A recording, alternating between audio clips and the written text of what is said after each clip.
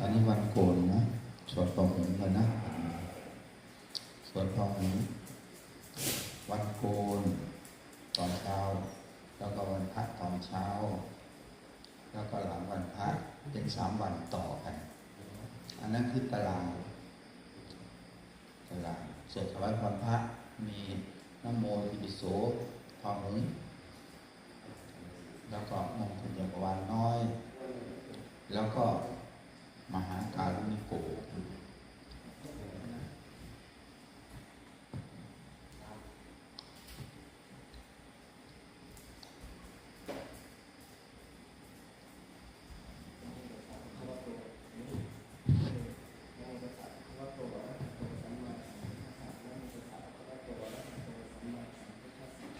นะโมตัสสะภะคะวะโตอะระหะโตสัมมาสัมพุทธัสสะผมขอรวบรวมอาบัติทั้งหลายทั้งปวงที่สมควรที่จะนำมาแสดงต่อท่านถ้าหากผมล่วงเกินในสิกขาบทเหล่าใดให้แสดงในสิกขาบทนั้นถ้าหากไม่ได้ล่วงเกินแสดงว่าไม่ต้องแสดงหากอาวุโสสัมภุระนานาวัตถุกายโยทิมัจจายโยอาบัติโยปันโนจาสัพพิเตเสนิปัสสทาพันเตอามะอาวุโสปัสสามิไอ้จริงสาธุสุถุอาวุโสสองในสามนี้ทุติยมปีสาธุสุถุอาวุโสสองในสามนี้ตติยมปีสาธุสุถุอาวุโสสองในสามนี้อาหารอาวุโสสัมภาคุลานานาวัตถุกายโยปาจิติยโยอาปติโยปโนตาปฏิเกเสนิปัสสะทันเตอามะอาวุโสปัสสามิเอาเลยสาธุสุถุอาวุโสสองในสามนี้ทุติยมปีสาธุสุถุอาวุโสสองในสามนี้ตติยมปีสาธุสุถุอาวุโสสองในสามนี้อาหารอาวุโสสัมภาคุลานานาวัตถุกายโยทุกขตายาโยอาปติโยปโนตาปฏิเกเสนิปัสสะทันเตอามะอาวุโสปัสสามิสาธุสุถุอาวุโสสองในสามนี้ทุติยมปีสาธุสุถุอาวุโสสองในสามนี้ตติยมปีสาธุสุถุอาวุโสสองในสามนี้อาหารอาวุโสสัมภุระทุปาสิตายโยปฏิโยปโนตาปฏิเกเสนิปัสสะทันเตอามะอาวุโสปัสสามิสาธุสุถุอาวุโสสองในสามนี้ทุติยมปีสาธุสุถุอาวุโสสองในสามนี้ตติยมปีสาธุสุถุอาวุโสสองในสามนี้ก่อนเท่ากับนะ ซึ่งต้องก็ตัดใจจำปะครับมันไม่มีกระดาษให้ผ้าอะไรเลย ขอกราบพระหลวงพ่อมีครับให้ไปแล้วครับ นะบกพร่องเลยแหละมันเอามาใช้เลยแจกไปแล้วนะ คุณแจกแล้วครับแจก ตัวรวมก็น้องมีหรือเปล่าทำโปรงกระบาดที่เป็นกระดาษแผ่น แล้วก็ผมให้แจกไปแล้วครับ เนี่ยไปให้แจ้ก็มีได้ประโยชน์อะไรอ้าวไปอยู่ไหนเอาอยู่ไหนมันคงไม่เอาไปด้วยถ้ามันไม่หลงมันเอาไปมันไม่ได้ใช้แล้วมันเป็นโยมพอต้องแก้ไขใหม่ไม่ต้องหาแล้วนะ ขอกราบหลวงตาครับแจกผมก็ให้ต่างหากอยู่ครับให้ขึ้นไหมครับแจกผมก็ให้อยู่ครับ เนี่ยมันระบบพวกนี้มันก็อย่างนั้นแหละก็แจกไปให้แล้วตัวอย่างนะเวลาถึงเวลาบางโปรงอาบัติซ้อมเอามาด้วย ตอนนี้ยังอยู่ไม่งั้นดีกว่า หลวงปู่บอก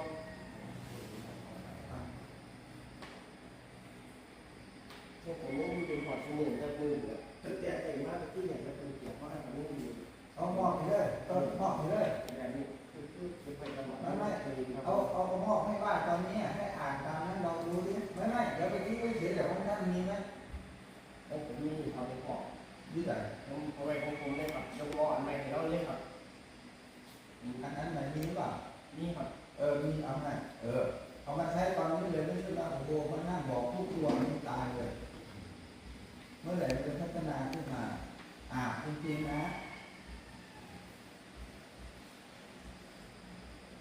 นี่แหละวิธีการทำงานของพ่อไม่ใช่ถูกผิดนะพวกเราต่างหากที่มันบกพร่องก็เตรียมกระดาษมานั่นเอามาแทนสมอง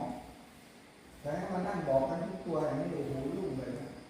ไอ้ดอกบอกไปยันตายเลยกระดาษก็มีอยู่หนังสือก็มีอยู่เนี่ยแก้ไขอะไรก็อย่างนั้นเราอยู่กับหลวงพ่อเราก็มีนั่งสอนไปด้วยเข้าใจไหมเนี่ย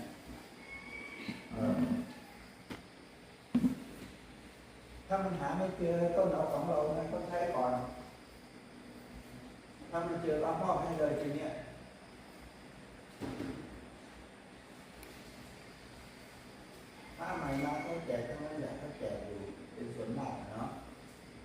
จะเวลาใช้เอามาใช้ด้วยนะเอาไปท่องด้วยไม่ใช่มันใช้เฉยๆเอาไปท่องด้วยถ้าท่องได้ถ้ามันท่องไม่ได้ไม่เป็นไรถ้าอ่านไม่ได้ก็ชี้แจง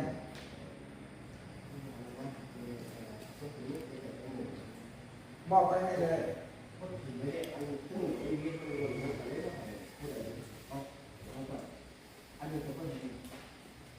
อ่านให้เราดูเนี่ยต้นเปลี่ยนคนโปงเนี่ยครูบาอ่านโปงที่นี่ท่านไปนั่งอยู่เฉยแล้วก็อาจจะ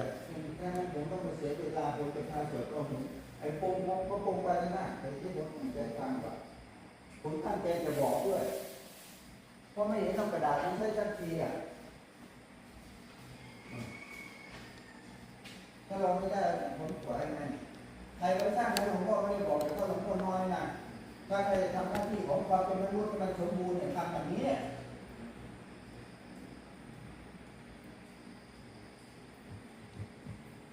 นะโม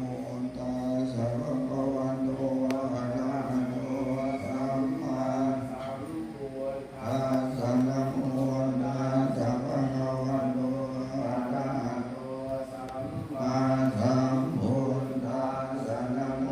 ตัสสะภะคะวะโตอะระหะโตสัมมาสัมพุทธัสสะอิติปิโสภะคะวะอะระหังสัมมาสัมพุทธัสสะจรณะสัมปันโนสุขโตโลกวิทูอะโนปุริสธัมมัสสารติสังฆังเอวะมนุสสานังพุทโธภะคะวาติสวากขาโตภะคะวันตาธัมโมสันติโก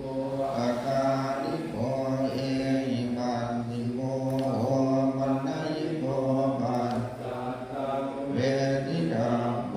วินโยหิติสุปฏิปันโนภะคะวะโตสาวกสังโฆอุชุปฏิปันโนภะคะวะโตสาวกสังโฆโนภะคะวะโตสาวกสังโฆวิปัสสิปันโนภะคะวะโต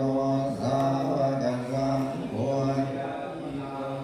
ปานิปุริสายุปานิอันภาปุริสามุเอสัพพะคะวะโตสาวกสังโฆนายโยบาปุนายโย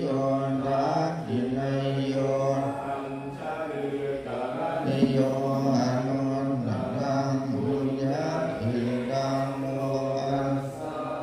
ติมุงกะหังกะมะมิมิตัสสะ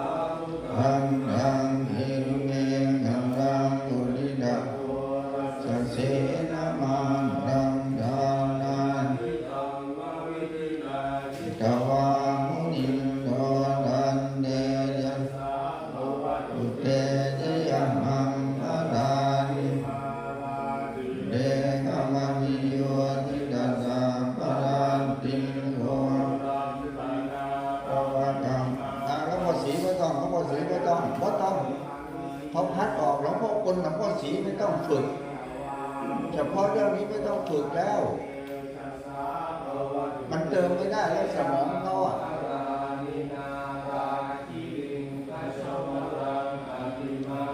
โอ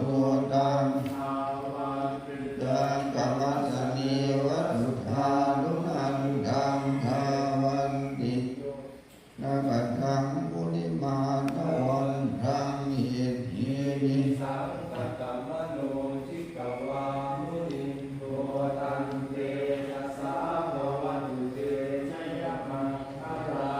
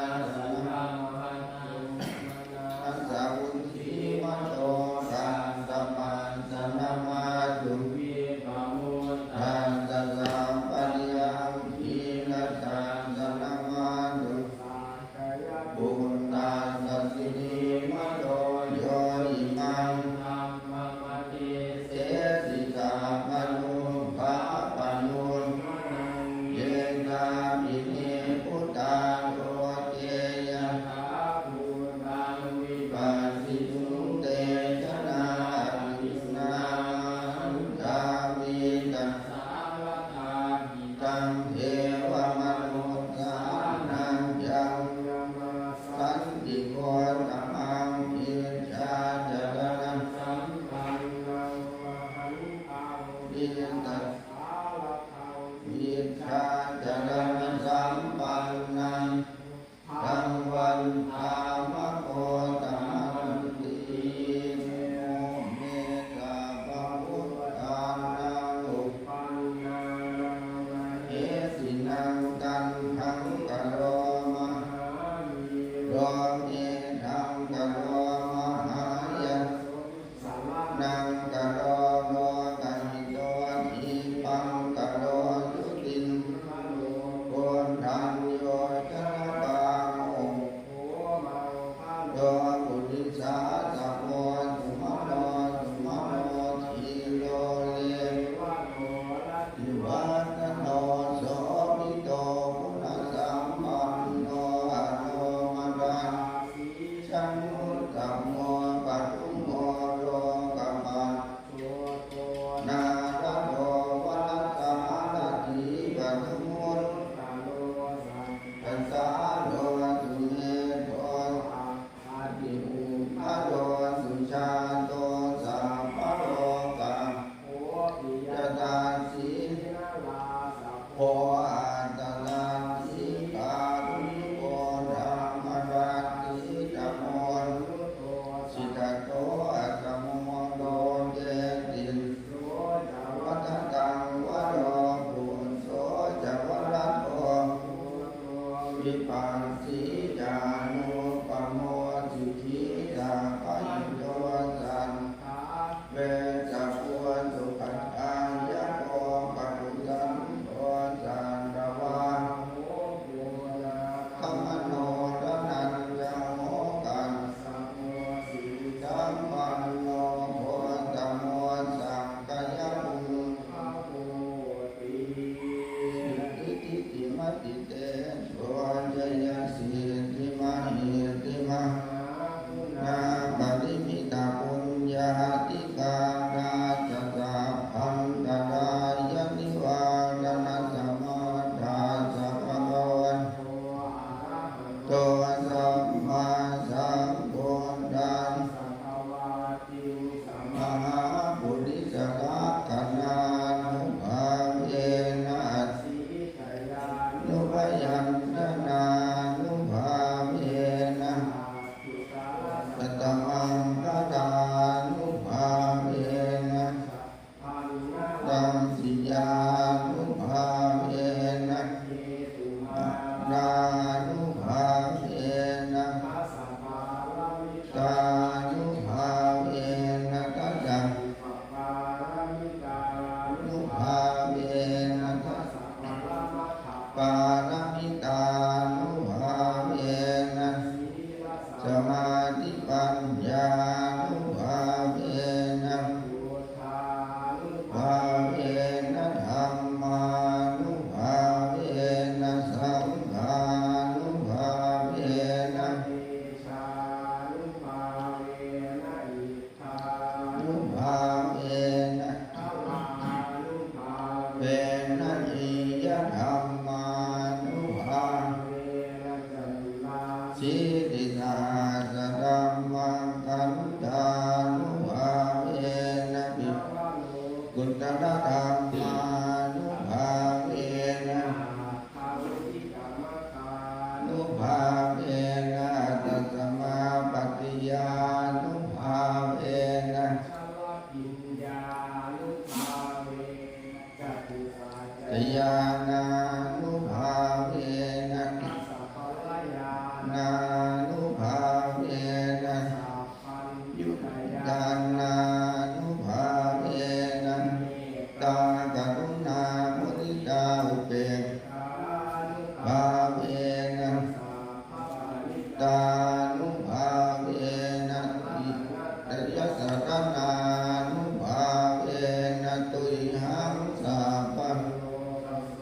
อุปันตวันดวงกโรมนาจุปาญา สาวินาสั สั ง นตุสัมปะทังกะ สลายาติวินาสันตุสัพพะสัง กัปปาตุยหังสมิจฉันตุทีพายุ ตา ตุยหังโหตุสัตวาสัจชีเว นัสสะมังคิ โกโหตุสัพ ป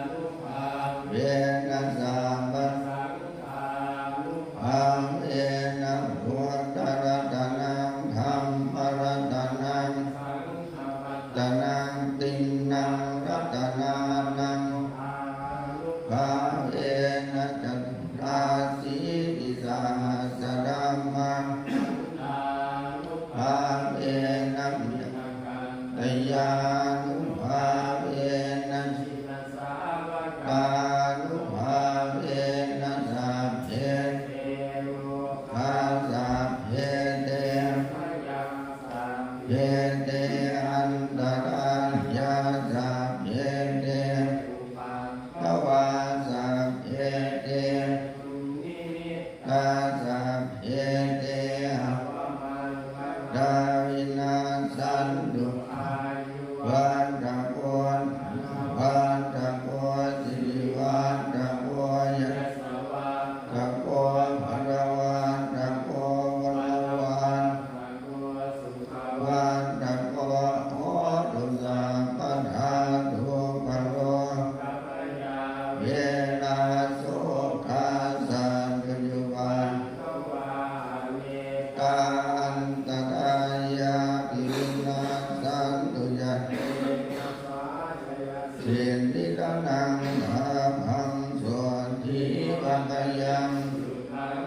ตังสิทธิอายุจวันโนจะคนที่จะยังสวัสดวันจะชีวสิทธิภวันตุเตนัตนัตยานุภาตนาตยาเตจะสาธุเวนะโสทัสสะปัจจุบันเนกาอันตตายาปินาสันตัวตัวจยสิทธิตนังอาภังโสสุขังปะดังสิทธิอายุจวันโนจะโพภังอุตวาสนวัสสะจะอายุจะชีวสินวันตุเตมหาการุณิโกนาโทอิตายะสัพพะปาเลนะวาปาตมิสัมภาปันโมตตมังเอเตนะสันนวัชเชนะเตชะยมังปะตังชยันยาปุงเดสัมมิยานังนันติวันตันตวังอิจโยโหอิจยาตุเจยมังดาจิตาบันดังเยติเสปะทาวิโกอภิเสเกสาปะพุทธานังอันตาปันอติสุนังขันตังสุมังสุปังอาตังสุโมติตังสุโมตุโมโตจะตุยิชาติสุปัฏฐานจินังกายกรรมังวาจาจินังปัฏฐานจินังมัตโตธัมมังปฏิทิตังจินาปัฏฐาน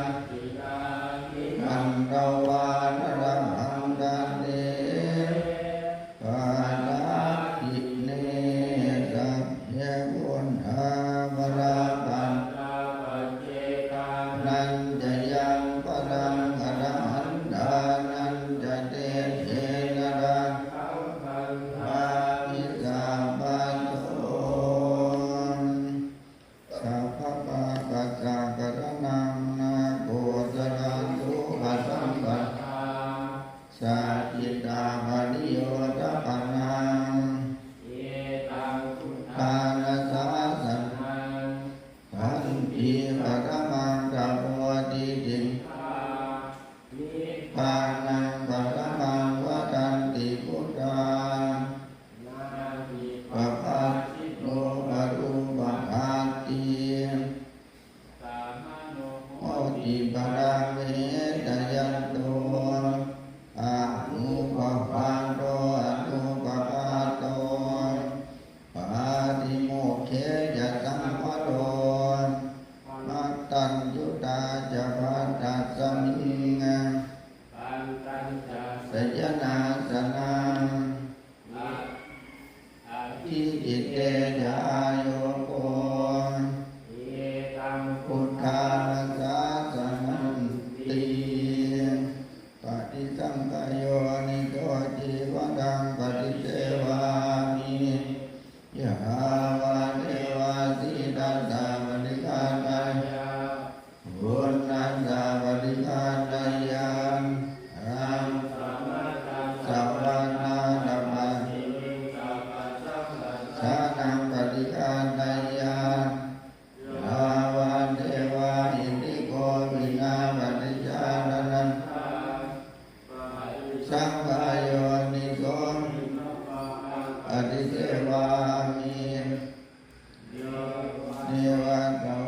ยันมันอายันมันดานายันมิกุศลายา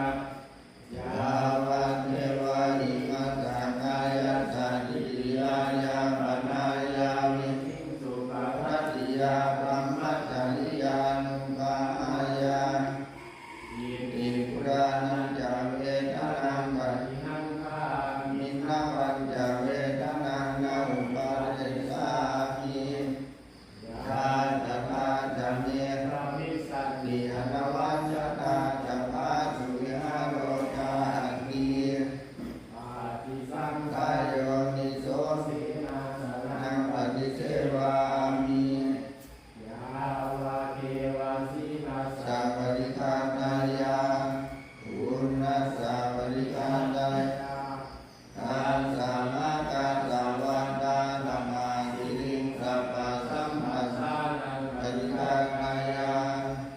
ยาวะเทวะ ตุปามิส สัญ ยา ญาวิโนทนังปฏิสันดานังวามัง ทานปาริ สังฆายโยนิโส ทิทานา ปัญจยะเมสัจจาปริภารังปฏิเสวามิ ยาวาเท เท วะ วะอุปันนานังเวยาหานิกานังเวทนานัง ปฏิภาคายา อัปปยาปัชชาปะละมะตายาติท่านน้องนะยะถาปฏิยังปวัตตมานังยานุมาตัมเยจังยัตติกังนิวรังตัตถุวัง สัพโพจา อุปโรนานุมาตะโกนิสัตโตนิโยสุโยสัพพานิปนาอิมานิ จีวาลานิ ยะติโกจานิยานิอิมังโพธิกายังปัตตวาติ วิยาสิ โกจานิยานิจายันติยะถาปะเนยังภวัตตมัง อาลุมัตตะเมวิตั ตั ง งราติตังนาปาโตจักขุปังคุจักโกจะปุ ข้าโลนา อารุมาจักโกนิสัตโตนิจิโวสุญโยสัมโมปนายัง ภาปาโต โยอายุโกจานิโยอิมังโพธิกายังปัตตวาติวิยาติโกจานิ โยชาลติยัง พระปัญญยังภวัตตมานังตาลุมาตเมเวนังยามิดัง เสนาสนังอาตุปา ปุญญาโกจะบุงกโลนาลุมาตะโกนิสัตโตนิจิโวสุญโยสัม อานุปานานิ มานิเอนาสนานิอาติโกจานิยานิ มังคุ ปิกายังปัตตวาติวิยาติโกจานิ ยังกายันติ ปิยะธรรมยังภวัตตมานังตาลุมาตเมเวนังยาติดัง ปานาปัจจย ยะเตสัสสะปริคาโนวะปุญญาโกจะบุง าโลหาลุ มาตะโกนิสัตโตนิจิโวสุญโยสัมโพปนายัง ลานาปัจจย ยะเตสัสสะปริคาโนอหิโกสันโยอิมังโกติกายังปัตตวาติวิยา ปุญญานิโยตายันติ โมตัสสะภะคะวะโตอะระหะโตสัมมาสัมพุทธัสสะ นะโมตัสสะภะคะวะโตอะระหะโต สัมมาสั สัมพุทธัสสะนะโมตัสสะภะคะวะโตอะระหะโต มพุท มาสัมพุทธัสสะนัตถิเมสรณังอัญญัง โธ เมสรณังวรังเอเตนะสัจ จวัจ เจนะโสติเมโหตุสัง ปัฏฐา นาทิเมสรณังอัญญังธัมโมเมสรณัง วารัง เอเตนะสัจวัตเทนะโสติเมโหตุ สัพพะทานา ทิเมสรณังอัญญังธัมโมเมสรณัง วารัง เอเตนะสัจวัตเทนะโสติเมโหตุสัพ ปะทา ภาคิตามิทังเตนะมะระวันตาสนันตาปัสสะตาสัมมาสัมพุทเทนะสัมปันนาทิลาภิกขเวมิหะรัตตา าติโมกขังปาติโมกขังสัมปราสัมพุทธานิรักโกยระสัมปันนาอานุมันเตสุปันเจสุปยานาสามิสมาทายาพระปเดสุติมาติอาเมหิสิกิตาภมันสัมปันนาติดามิสัมปันนาปาติโมกขังปาติโมกขังสัมวราสัมพุทธามิจานะโกจระสัมปันนาอานุมันเตสุวัจเจสุปยานาสามิสมาทายาสิกขาปะเดสุติปัญญิโนจิกิตัมพังนิดาโจตังปรากัมปาเนกัตุธาปมนานาปะอายามุนิกาเมเนกันตามุปปัสสติกาจิดาเจกาจิดาเทนังทันนาเมนังปรากัมสิทธิโรหิปริภาโยหิวาจิรเตนะอากตังทุกตังเสยโยปัสสะตปฏิทุกตังกตังเสยโยกัตวานานุตปฏิอุโสยนาทุกขาหิโตหัตถาเมวานุกันตติสามัญญังภรามันยาโยปะกันตติยังอินเจติดังกัมมังสังกิริตัญจายสังกัสสดังกัมมัจจริยังอาภรันติทาติเมอากาติเม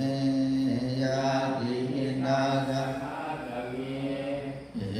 ดานันดาจินังรัจจาภูเอกตามนุสสมังนาหิอุณังวาโสโกวายาวัญญามณิเทวนานาตังเป็นดานามัตตยาเยวันติตังติยานันโยอายัญญาโพดาปินาดินาสังฆมิสุปฏิปินาเย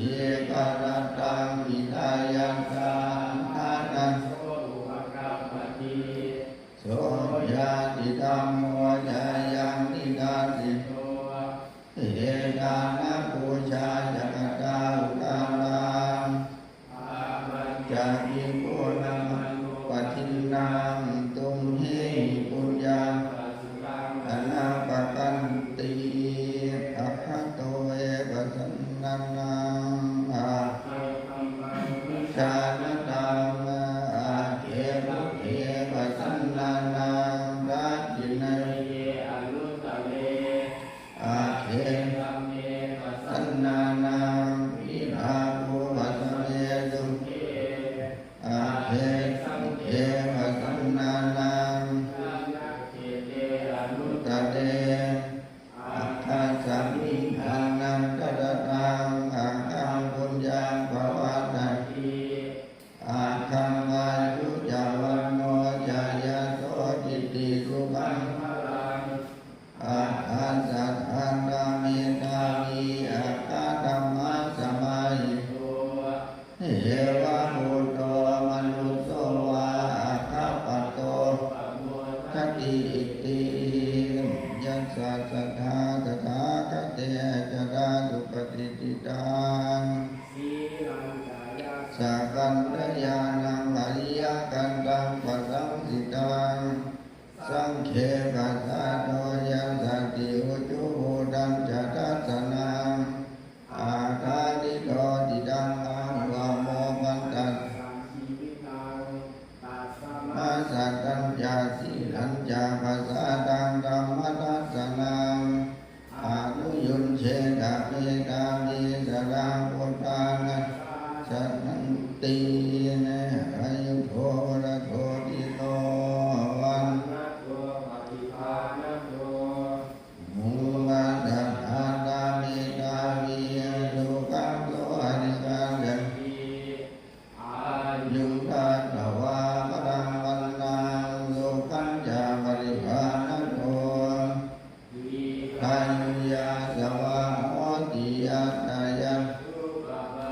ติติยัสมิวะเดเตกะเปติวาสัมปนิดาจาติโยศีลวัน เตตาโวเจตวาสัญญเตปรมจาริโนยาตาตาเทวตาสุนทาสังฆาจินามาตาปูจิตาปูจยันติมานิตามานยันตินังตาโตนังอนุกรรมปันติมาตาปุตตังวะโอระเทวตานุกรรมปิโนโปกามัตตรานิปัสสติเตอัตตรตาสุปิตาวิรุณหาปุตตะสันอะโรภาสุปิตาโมทัสสะสัพเพหิยาติปิภวตุสัพพมังคลังดังสาธุตานุภาเวนะสัพพธัมมานุภาเวนะสัพพคานุภาเวนะสัทธาโสติภะวันตุเตอะหังสุขิโตโหมิเนโรโลโหมิปัจโจโหมิตัตตานังปริหารสัตตาตังตัวสัพเพสัตตาทาวุนตัวเตสัตตาปัจจาวุนตัวทาวุนตัวเตสัตตาอัตตานังปริหารตัวเตสัตตาอาปัญญันตัวปฏิโตมาวิปัสสันตุ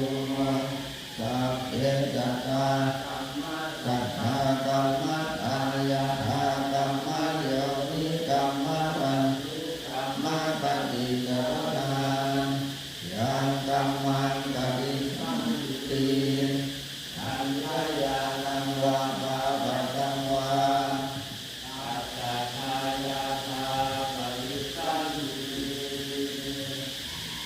บุญญาจิตานิกัตตายานิยานิกัตตาเด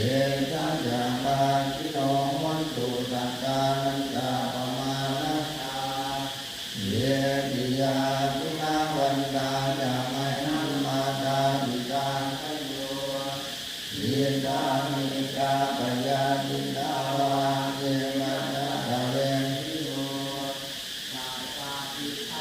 โลกัสสัมมิเตมุมาจัตโยนิกาปัญเจกาจตุโวกา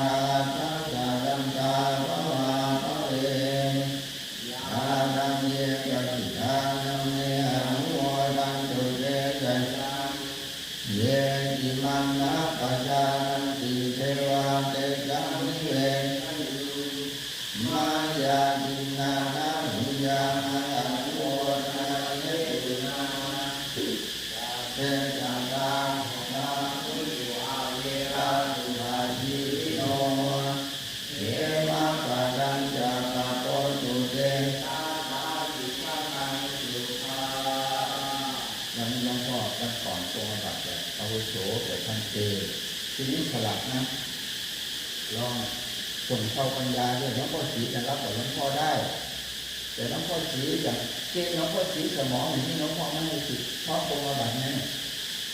แต่พวกเราก็ได้ไม่ได้จำไม่ได้ไปทำเหมือนกับหลวงพ่อถ้าเกณฑ์อย่างนี้คือหลวงพ่อศรีหมดวัดเลยอย่างเนี้ยผมก็ไม่ชอบตรงบัตรท่านชอบไปทำไมชอบไปก็พัฒนาขึ้นมาแต่ท่านทำเป็นตัวอย่างอย่างอื่นมาตรงเวลาอย่างนี้เป็นต้นต้องมีอะไรเด่นกว่าเขาคือเด่นคนละอย่างแล้วมาผสมกันมันก็ผสมลงเสร็จแล้วไปกันได้แล้วก็สีอย่างเมื่อก่อนเมื่อก่อนแล้วพ่อควรบ้างอะไรบ้างเยอะมากที่ไม่ให้ผมซ้อมผมเอาแบบซ้อมไปก็แค่นั้นแต่ถ้ามันไม่ได้จะเป็นตัวอย่างคนอื่นอย่างมาเกาะมาเวลาเอาไปใส่ดูแลคนอื่น ด้วยวิธีการที่เราทำอยู่นั่นแต่จะให้ท่านปรุงอาบัติปรุงที่สุดเช้ายันเย็นก็ยังพัฒนาขึ้นมาไม่ได้จะให้ปรุงท่านปรุงเช้ายันเย็นปรุงปีทั้งปีน่ะมันก็มาพัฒนาขึ้นมาเพราะสมองไม่ได้ไม่ใช่แต่ว่าเราก็สีในโลกไม่ใช่แต่ว่าเราก็สีหลวงพ่อบอกไม่ให้ซ้อมปรุงอาบัติจำไว้ด้วยนะพวกเราจำไว้ด้วยจะไปบอกหลวงพ่อสีมาบอกเราเองบางทีคิดไม่ได้นะมันเข้าใจด้วยนะโมตัสสะภะคะวะโตอะระหะโตสัมมาสัมพุทธัสสะนะโมตัสสะภะคะวะโตอะระหะโตสัมมาสัมพุทธัสสะนะโมตัสสะภะคะวะโตอะระหะโตสัมมาสัมพุทธัสสะผมขอรวบรวมบททั้งหลายทั้งปวงที่สมควรเทศนามาแสดงแก่ท่านถ้าผมร่วมเป็นในสิกขาบทใดก็เป็นได้แสดงในสิกขาบทนั้นถ้าหากไม่ร่วมเป็นก็เป็นว่าไม่ต้องแสดงอาหารอุโสทั้งพหุลานาวิสุทธโยทุเมตายโยอาปัตโยอาคันโนตาอิเทเสนิอามาอุโสปสามิสาธุสุ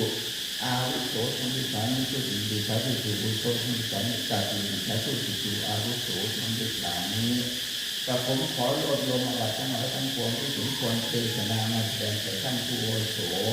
ถ้าแต่ผมต้องเปิดสิกขาบทใดก็เป็นว่าจะมีนั้นถ้าผู้ร่วมเป็นไม่ต้องแสดงอาหารคันเตสัพพมุลานางานวัตถุกายโยปาอิติยาโยอาปติโยอาปันโนตาสุเตเสนิปัจจิอาวุโสอาหารคันเตปัสสามิอาวุโสอาวุโยติสามิสุคันเตสงฆ์สามิสุอิติสาธุสุคันเตสงฆ์สามิตาติสาธุสุคันเตสงฆ์สามิอาหังอวิโสสังโฆลานาวัตถุกายโยทุกขตายาโยอาปติโยอาปันโนตาสุเตเสนิอาหังอาวุโสปัสสามิ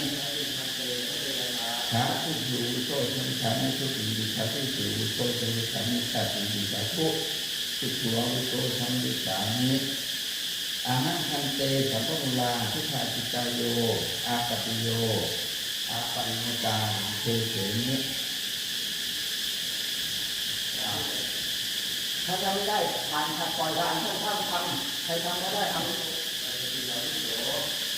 มาทำเตปัสสามิสาธุสุขันเตสงฆ์สามิสุติสาธุสุขันเตสงฆ์สามิตาติสาธุสุขันเตสงฆ์สามิเต้นเขาเลยท่านเป็นว่าเต้นไม่ต้องลุกขึ้นมาตอบว่าตอบขับรถยนต์เป็นไหมโชคเป็นไงไม่เดินเลยเราก็ถามข้อมูลนี้มันก็มีประโยชน์ไงถ้าไม่นั่นแบบถ้าอยากจะฝึกขับมันก็เป็นฝึกขับอีกลำดับต่อไปถ้าขับเป็นก็ช่วยหน่อยอย่างเงี้ยแล้วก็บอกเองไอ้น้อยมันช่วยถามแบบมันว่าจะซื้อเดี๋ยวผมไม่ได้สมองอันนี้เป็นต้นเขาสอบถามไปหมดแล้วนะเขาสอบถามไปหมดแล้วพวกเขาขึ้นว่าพร้อมกันแล้วสัมมาสัมพุทโธพระวาพุทธังพระบรมอภิวาเทสวากขาโตพระวตาธัมโมธัมมังนามิสุปฏิปันโนภะคะวะโตสาวกสังโฆสังฆังนามามิอังคัง